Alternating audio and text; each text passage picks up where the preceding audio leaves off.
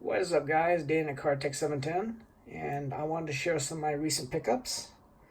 And on previous videos, I always said that when it comes to rookies, I always like to get the Topps Gold, or when it comes to Bowman Chrome, I prefer to get like the colored refractors that are non-auto, because I kind of felt the autos were just too expensive. Especially, I like refractors that are numbered. It was kind of a nice, prospect card to kind of settle for. But last month I showed that I actually got the 2010 Bowman Chrome Christian Yelich refractor and a PSA 9, only because I thought he was a really solid player. So I was willing to spend the extra money because I kind of felt that this card value definitely would be going down versus prospect card that has one good year and flops the next. But I've been looking for this card for a long time. It's the 2003 Bowman Chrome Nick Markakis auto and a BGS 9.5. And ordinarily, I don't mind the BGS 9.5s if they have all four subgrades and at least a 9.5. But in the case of this one, this particular card, I've been looking for months. There are no PSA 10s on eBay.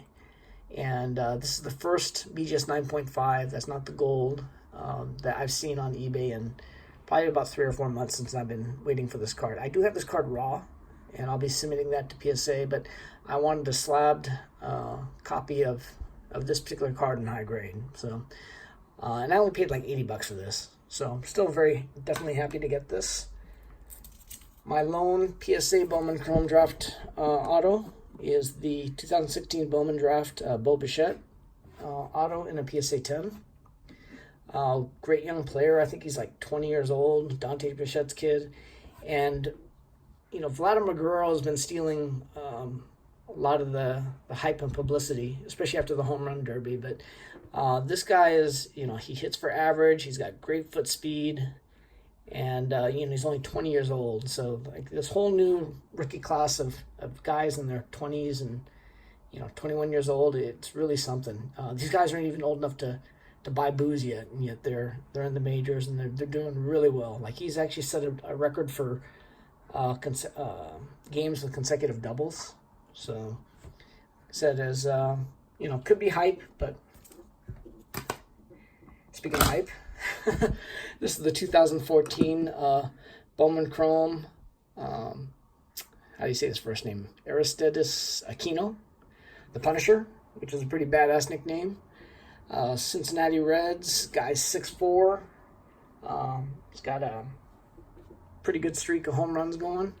And like I said, he's not a young guy. I mean, I think he's 25, and he's been in the minors for about 8 years. But still, 6'4", hits a ton. I think when pitchers figure out how to pitch them, that those home runs will definitely dry up. But in the meantime, I got this one for about $200. So the BGS 9.5s are cheaper than what the sellers are asking for PSA 10s. Usually on a lot of these BGS autos, I'm actually saving about $100 to $200 because most Bowman Chrome autos are like on buy it nows. They very rarely do some of them come up on auction, and when they do, the prices are every bit as high as the buy it nows. So at the least, if I'm going to get a BGS 9.5, I want like all four of the subgrades to be at least 9.5. This has 10 edges, so pretty happy to get this. The 2011 Bowman Chrome Francisco Lindor auto and a BGS 9.5, all four subgrades, edges 10. Great shortstop for the Indians. Indians don't get as much press as like the Yankees or Dodgers, but besides Lindor, they got Jose Ramirez, who's really heating up, and they also got Victor Robles. So I'm very happy to get this card once again of a fantastic player. And my last one is the 2016 Bowman Chrome Fernando Tatis auto, BGS 9.5, edges 10, all the rest 9.5. So no sooner had I got this card when, the guy went down with a back injury for probably the rest of the season, but still, he's only 20, I think 20 or 21. So just this entire new class of rookies if nothing else, they're very fun to watch. You know, like Bo Bichette, Vladimir Guerrero, Ronald Acuna, Juan Soto.